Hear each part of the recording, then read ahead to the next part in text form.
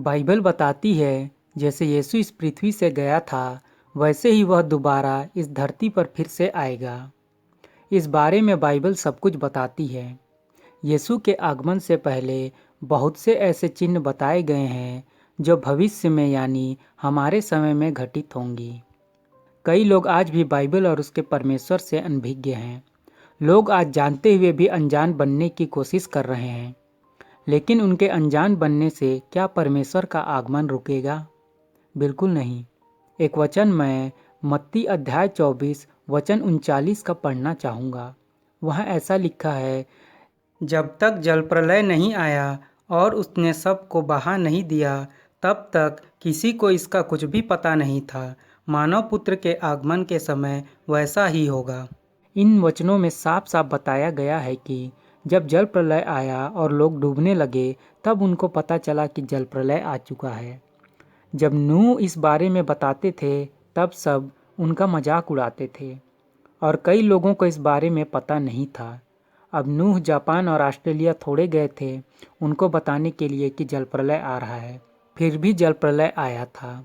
उसी प्रकार हम सब जानते हैं कि यीशु आने वाला है, पर कोई नहीं मानता। क्या तेरे ना मानने से उसका आगमन टल जाएगा? आज सब कोई जान चुके हैं कि यीशु ही सच्चा खुदा है। आज मैं यीशु के आगमन से जुड़ी हुई दो बहुत बड़ी भविष्यवाणियाँ आपको रेफरेंस के साथ देने वाला हूँ। यीशु के आगमन से पहले बाइबल बताती है कि शैतान का पुत्र, जिसे हम एंटी क्राइस्ट कहते हैं, वह प्रकट होगा, जिसे यीशु अपने आगमन के समय अधोलोक के गंधक की झील में डालेंगे। एक वचन में थिस्सलुनीकियों के नाम लिखे दूसरे पत्र के अध्याय 2 वचन 3 को पढ़ना चाहूँगा।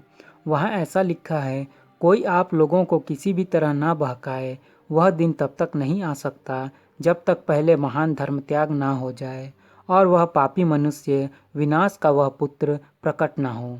जैसा कि वचनों में लिखा है, वह दिन यानी मसीह का आगमन तब तक नहीं होगा जब तक धर्म त्याग ना होगा। धर्म त्याग तो कब का हो चुका है और जहाँ तक पापी मनुष्य जो विनाश का वह पुत्र है वह भी प्रकट हो चुका है, यानी यहूदियों का मसीहा एंटी क्राइस्ट यरूशलेम में आ चुका है और पूरी दुनिया को अपने हिसाब से चला रहा है।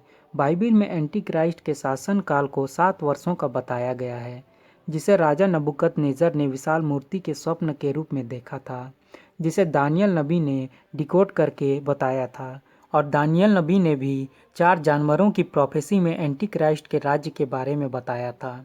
इन वचनों से साफ हो जाता है कि एंटी क्राइस्ट आएगा और अंत में यीशु द्वारा मारा जाएगा। इस बारे में प्रकाशना ग्रंथ के अध्याय 20 वचन 10 में बताया गया है। वहाँ ऐसा लिखा है, उन्हें बहकाने वाले शैतान को आग और गंधक के कुंड में डाल दिया गया, जहाँ पशु और झूठा नबी डाल दिए गए थे।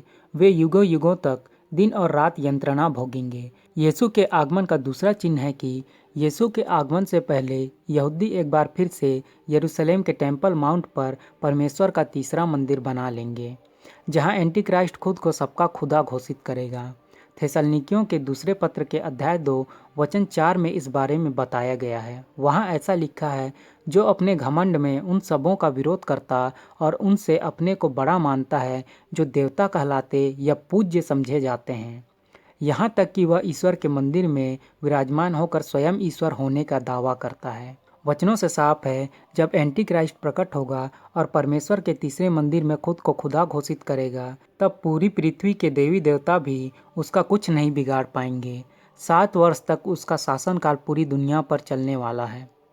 अब थर्ड टेम्पल की प्रोफेसी भी देख लीजिए। एक वचन प्रकाशना ग्रंथ के अध्याय 11 वचन 1 से 3 में बताया गया है।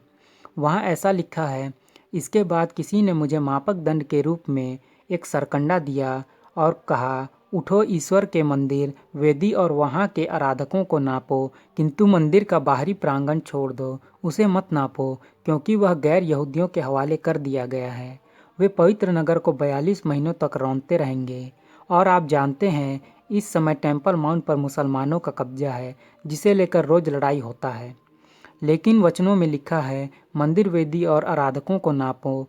यह तभी संभव है जब वहाँ टेम्पल बने, यानी यह प्रोफेसी थर्ड टेम्पल के बारे में ही है।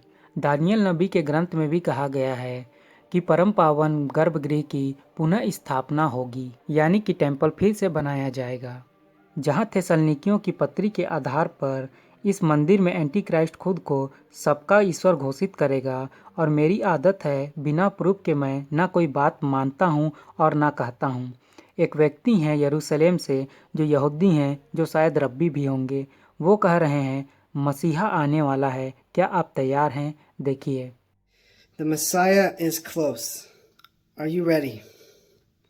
We find ourselves in a very interesting times, my dear brothers and sisters. What is happening in the Holy Land of Israel is no accident. We know that Israel is the holiest place on earth.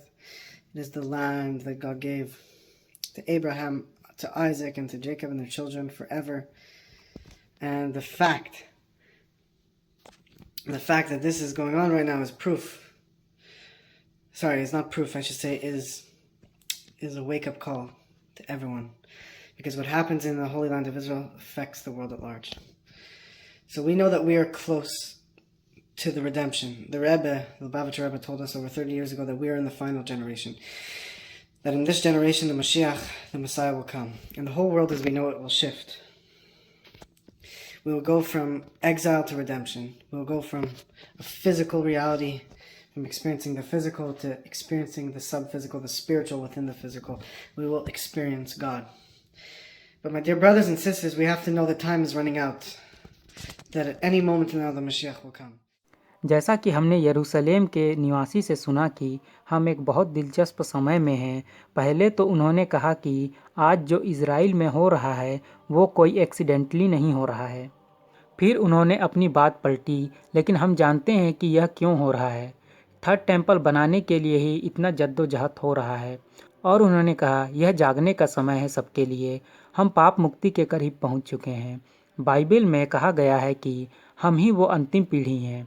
इस बारे में मत्ती अध्याय 24 वचन 34 में यीशु ने कहा है, मैं तुमसे यह कह रहा हूँ कि इस पीढ़ी का अंत हो जाने के पूर्व ही यह सब बातें घटित होंगी। और उन्होंने आगे कहा कि इस पीढ़ी में मसीहा आएगा, पूरी दुनिया बदल जाएगी। अब कभी भी मसीहा आ सकता है। जब से 5 लाल बच्चियां यरूशलेम लाई गई हैं और जैसे ही हमास को ये पता चला तो यहूदियों को रोकने के लिए उन्होंने चढ़ाई कर दी कि वो सेरेमनी ना कर पाएँ, क्योंकि सब जानते हैं कि लाल बच्चिया की बलि ही थर्ड टेम्पल की पहली सीढ़ी है। लाल बच्चिया के राख से वो खुद को शुद्ध करेंगे, फिर टेम्पल बनाएंगे। बाइबल की प्रोफेसी ऐसे पूरी हो रही है जैसे पहले कभी पूरी नहीं हुई थी। चिन्ह और भविष्यवाणियाँ तो पूरी हो रही हैं, लेकिन मसीही भाई कृपया सजग रहें रैप्चर के लिए, क्योंकि रैप्चर अगर महाक्लेश काल के पहले होना है तो इसी समय उसके होने की प्रबल संभावना है। आज ही रिडीम कीजिए खुद को, पापों से दूर रहिए, क्योंकि रैप्चर को मिस कर देना बहुत भयानक होगा।